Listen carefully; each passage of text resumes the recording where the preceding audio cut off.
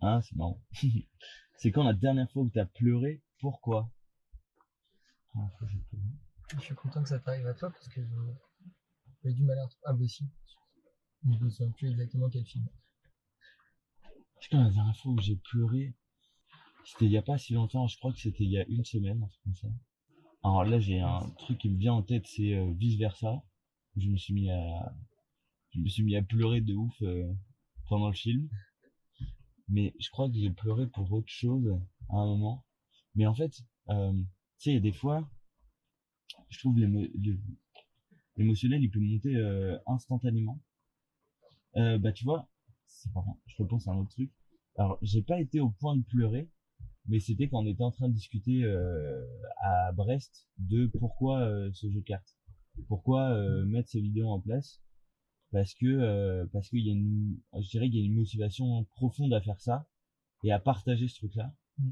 à partager ses vidéos, à partager ses points de vue, à partager ses échanges, à un peu montrer à d'autres personnes que en fait bah quand les gens sont transparents et qu'il y a des vérités, enfin leur vérité, et ben c'est pas forcément déjà celle qu'elles montrent. Et en plus de ça, bah en fait il y a je dirais un plein potentiel de d'idées ou de possibilités ou de voilà.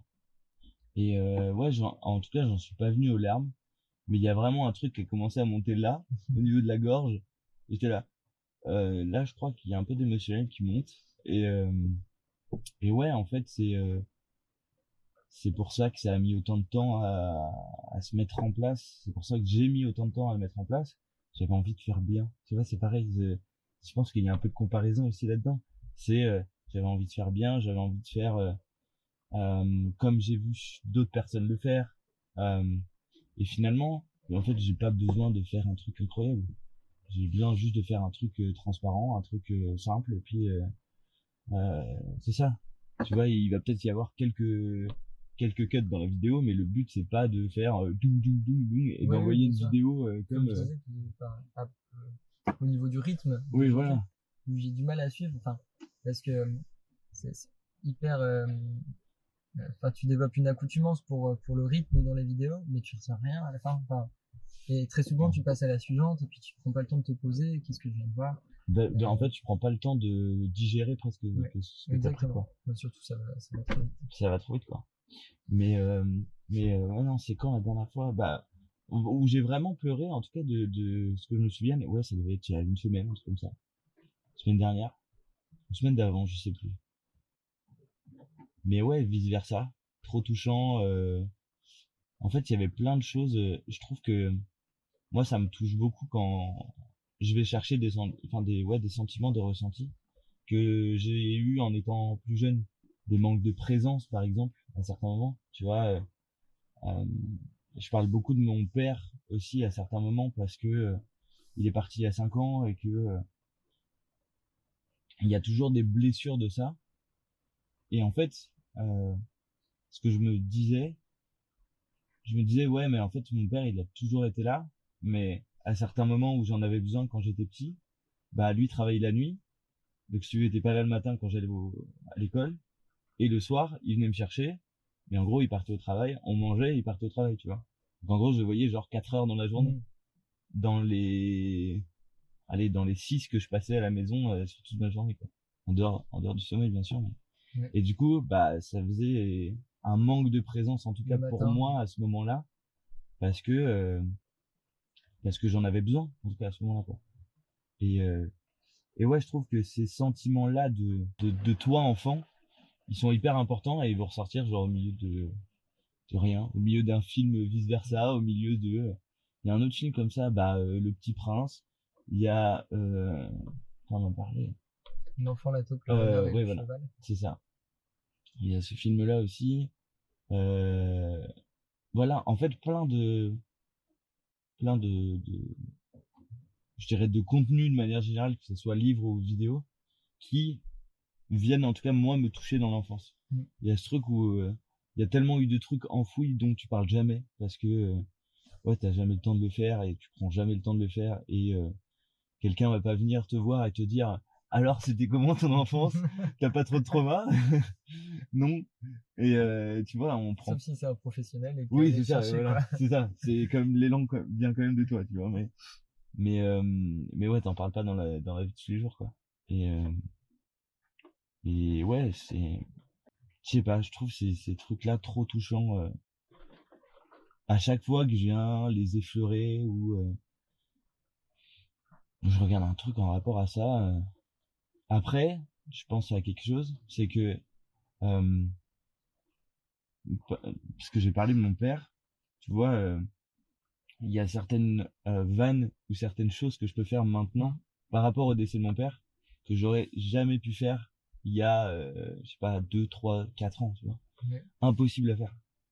C'est le truc, Ouais. Ou par rapport au décès d'un père, oui, voilà, ou d'un père, peu importe, tu c'est vois, pas forcément le tien, mais ce que tu mais racontais. j'aurais jamais pu faire une vanne là-dessus ou en parler complètement librement, quoi. J'ai ouais, À j'ai quoi une tu question pensais? Dis-moi. qui me démange Dis-moi naturellement. tout. Enfin, c'est des réponses que j'ai déjà eues, mais du coup, ça pourrait partir dans du long. Euh, Bah, ce sera du long, et puis c'est pas grave, hein.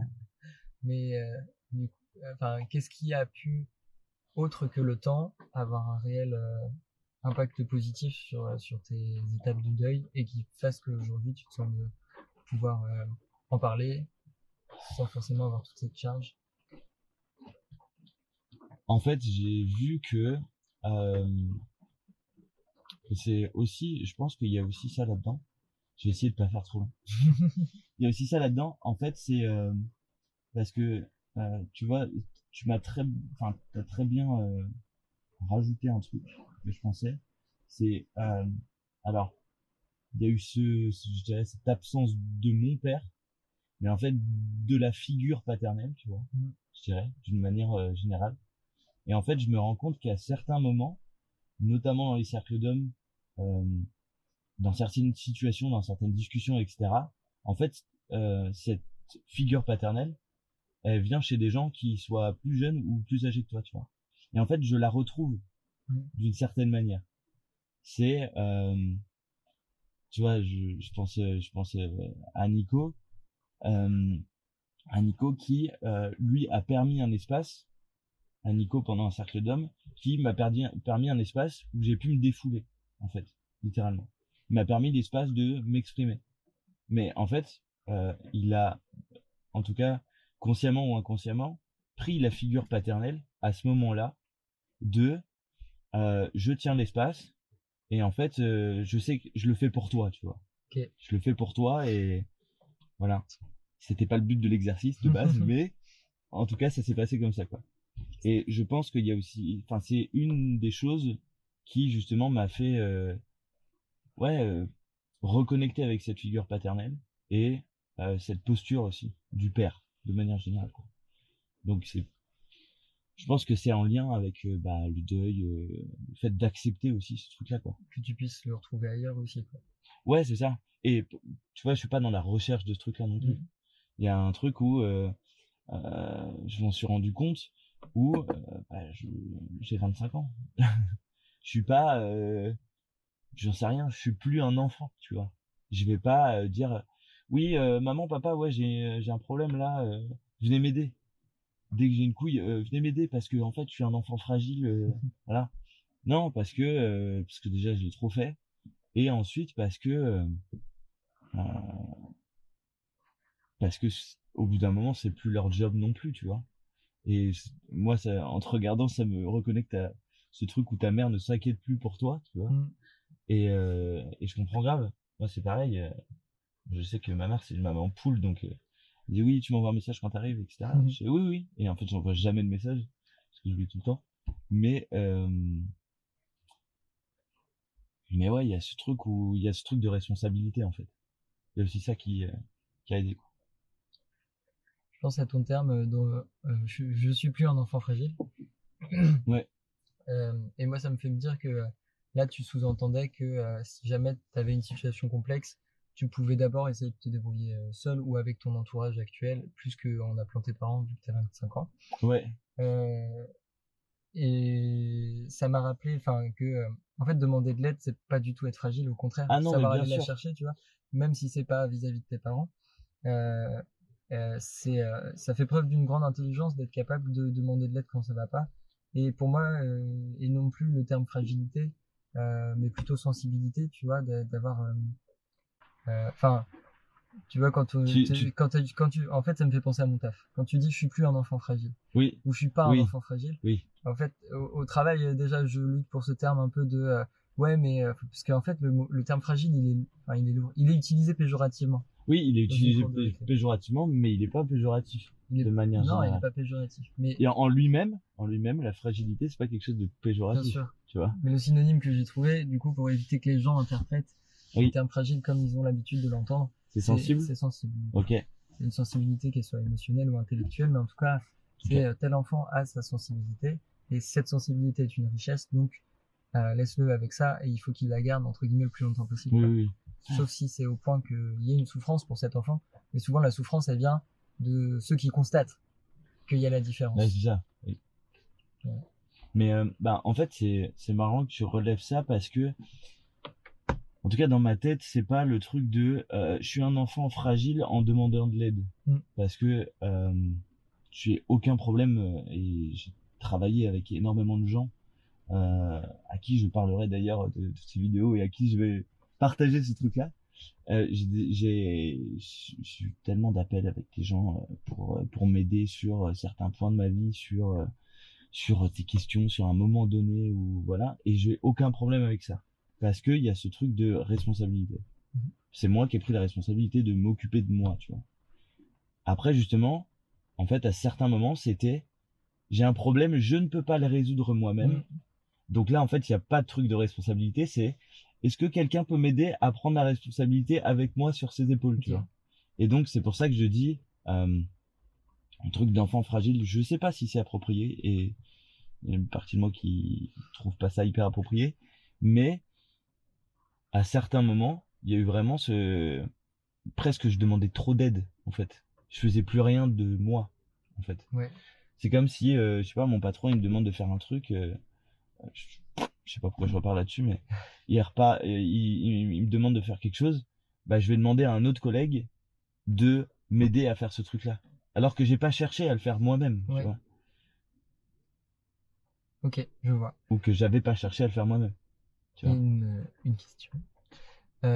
Du coup, toi, t'es pas, enfin, tu préfères être dans une démarche où tu es responsable de toi et donc tu vas d'abord tenter de résoudre ton souci avant d'aller chercher de l'aide pour éviter de te décharger sur les autres en leur, enfin, j'essaye de reformuler pour moi avoir Ouais, ma pensée, en leur partageant une partie de tes responsabilités, du coup.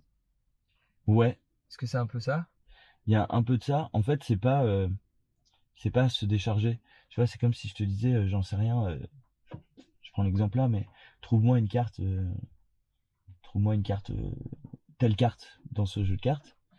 Bah, en fait, c'est comme si tu me demandais de l'aide avant même que t'aies commencé. Mm. Chose que je faisais, Ok, justement. Et en fait, je prenais pas, entre guillemets, ma part de responsabilité à essayer, à tester, ouais, à, ok. est-ce que est-ce que t'as essayé de trier ça, est-ce que t'as, voilà.